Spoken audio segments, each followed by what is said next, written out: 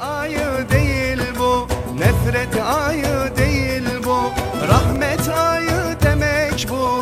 Ramazan geldi Ramazan, Ramazan geldi Ramazan. Mübarek olsun Ramazan size, mübarek olsun Ramazan bize. Bayram olsun tüm herkese, Ramazan geldi Ramazan.